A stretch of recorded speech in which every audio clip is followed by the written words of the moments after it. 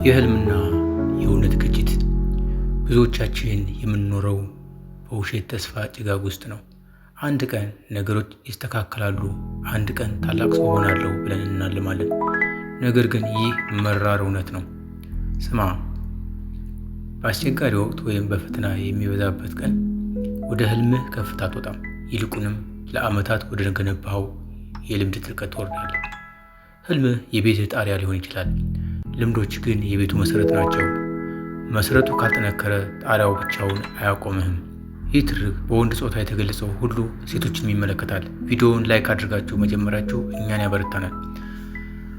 አንተ የሀሳቦችህ ድምር ውጤት አይደለም፣ ምክንያቱም ሀሳብ ርካሽ ነው። አንተ በየቀኑ ደጋግመህ የምታደርጋቸው ድርጊቶችህ ውጤት ነህ።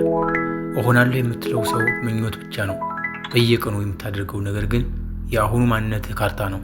ታዲያ ይህ ካርታ ወደምትፈልገው ቦታ እየመራህ ነው ወይንስ ካለህበት እንዳትንቀሳቀስ አስሮሃል? የሰው ልጅ አእምሮ ውስጥ ሲናፕቲክ ቱኒንግ የሚባል ድንቅ የተፈጥሮ ሕግ አለ። አእምሮ እንደ አንድ እጅግ ጥንቁቅ የሀብት ስራ አስኪያጅ ነው። የማይጠቅሙትንና የማትጠቀምባቸውን የነርቭ መንገዶች አላስፈላጊ ወጪ ናቸው ብሎ ይዘጋቸዋል። በምትኩ የምትጠቀምባቸውንና የምትደጋግማቸውን መንገዶች ደግሞ እያሰፋና እያዘመነ ይገነባቸዋል። አእምሮህ ለሚያስፈልገው ነገር ብቻ ነው ሀብቱን የሚያፈሰው። ለምሳሌ በየቀኑ ማማረርን ወይም ሰበብ መደርደርን ምርጫ ካደረግህ አእምሮህ ይህንን መንገድ እንደ ዋና ጎዳና አድርጎ ይገነባዋል። በሂደት ሳታስበውና ሳትፈልገው አእምሮህ ወደዛ መንገድ ብቻ መፍሰስ ይጀምራል። ይህ ሎንግ ተርም ፖቴንሺዬሽን ይባላል። ይህም ማለት አንድን ነገር በደጋገምኩ ቁጥር አእምሮህ ያንን ድርጊት ለማከናወን የሚጠይቀውን ጉልበት ይቀንሳል። መጥፎ ልምድ በቀላሉ የሚቆጣጠርህ ለዚህ ነው። አእምሮህ መንገዱን አመቻችቶለታል። እስኪ ቆም ብለህ ራስን ጠይቅ። ባለፉት 24 ሰዓታት ውስጥ በአእምሮ ውስጥ ምን አይነት መንገዶችን ቀረጽክ? የትኩረትና የንባብ መንገድ ወይስ የቪዲዮ መዘናጋት? የጥንካሬና የጽናት መንገድ ወይንስ የሽንፈትና የተስፋ መቁረጥ? አስታውስ፣ አእምሮህ ሰነፍ አይደለም። አንተ በሰጠው መመሪያ መሰረት በየሰከንዱ አዲስ ካርታ እየሳለ ነው። ብዙዎቻችን ስኬትን እንደ ድንገተኛ አጋጣሚ ወይም እንደ ሎተሪ እናያታለን።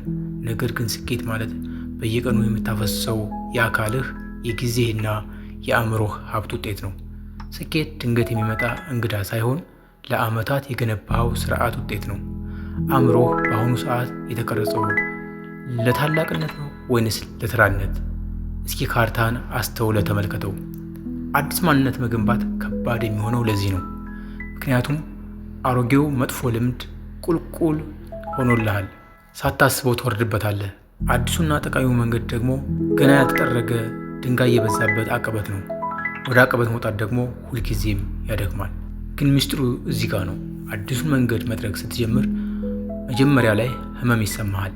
አእምሮህ አሮጌውን ቀላል የሆነውን መንገድ ይናፍቃል። ነገር ግን በጽናት በደጋገምከው ቁጥር አዲሱ መንገድ መስፋትና ማደግ ይጀምራል። በሂደት ያ አቀበት የነበረው መንገድ አዲሱ ቁልቁለትህ ይሆናል። ታላቅነት በራሱ ልምድ ሲሆን፣ ስኬት ያለ ድካም መፍሰስ ይጀምራል። ለውጥ ማለት በአንድ ጀንበር የትልቅ ተራራ ጫፍ ላይ መድረስ አይደለም። ለውጥ ማለት በየቀኑ በትዕግስት የምትቆፍረው አዲስ የውሃ ቦይ ነው። ዛሬ የምታደርገው ጥቃቅን ምርጫ የነገው ማንነትህ ስበት ነው። ታዲያ የውስጥ ካርታህን እንዴት እየሳልከው ነው? ዛሬ የቆፈርከው ቦይ ነገ ወዴት ይወስድሃል? ምክንያቱም በመጨረሻ ወደ ህልምህ አትወጣም፣ ወደ ልምዶችህ ትወርዳለህ። ስለዚህ ልምዶችን አጢን። መልካም ከሆኑ አጎልበታቸው፣ የተንሻፈፉ ከሆኑ የተቃኑ እስኪሆኑ ድረስ፣ አላስፈላጊ ከሆኑ ደግሞ ሙሉ በሙሉ ለማስወገድ በትዕግስትና በቀጣይነት መታገል ይኖርብሃል። ያኔ በዘልማድ የምትመኘውን ሳይሆን የሚያስፈልገን እውነተኛ ሽልማት ታገኛለህ። በአስተያየት መስጫው ላይ ዛሬ ለመቀየር የወሰንከውን አንድ መጥፎ ቦይ ወይም ልምድ ምንድን ነው? ይህ መረጃ ለጓደኞች እንዲደርስ ላይክ እና ሼር አድርገው። ለበለጠ አነቃቂና ትምህርታዊ ቪዲዮዎች ደግሞ ሰብስክራይብ በማድረግ ቤተሰቡን። የዛሬው ምርጫ የነገው ማንነት ነው። እናመሰግናለን።